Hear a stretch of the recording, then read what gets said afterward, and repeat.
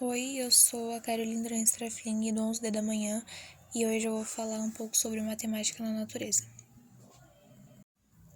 Talvez você já tenha ouvido a frase a matemática está em todos os lugares. Então agora eu vou falar um pouco sobre onde nós encontramos a matemática na natureza.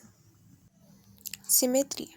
Com a simetria, a questão é um pouco diferente. Os pesquisadores mostram que a explicação mais plausível é que as formas simétricas são mais fáceis de ocorrer na natureza, e por isso aparecem com mais vezes no processo de seleção natural.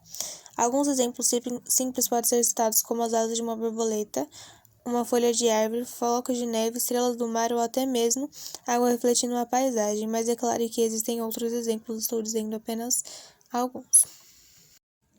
Figuras regulares.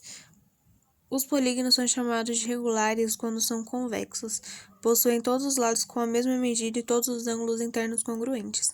Uma das formas mais facilmente reconhecíveis na natureza é o hexágono regular, figura com 6 lados de igual comprimento e cujos ângulos têm todos a mesma amplitude. Podemos ver na figura o conhecimento padrão hexagonal em que encontramos nos favos das colmeias.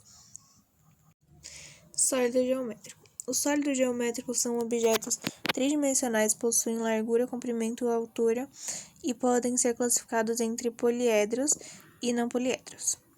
São exemplos de corpos geométricos espirais, esferas, fractais e hexágonos, perfeitos em árvores,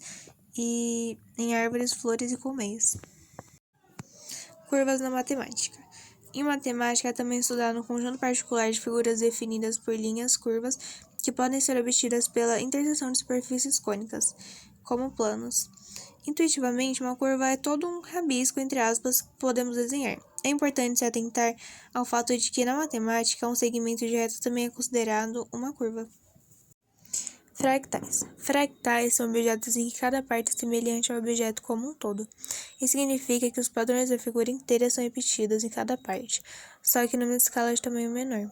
Os flocos de neve são exemplos de fractais, cada ramo com um floco que parece o floco inteiro. Hexágonos na natureza. Hexágono é um polígono com 6 lados paralelos que formam um triângulo equilátero. A soma de todos os ângulos equivale a 360 graus. Primeiramente, quando uma forma geométrica possui 6 lados, é denominada de hexágono. Em suma, os hexágonos também podem ser regulares quando possuem a mesma medida em todos os lados. Um exemplo perfeito de hexágono na natureza é o floco de neve, mas como já tinha colocado o floco de neve como exemplo na anterior, nessa eu coloquei uma plantinha. Bom, o vídeo acaba por aqui, mas eu espero que vocês tenham gostado.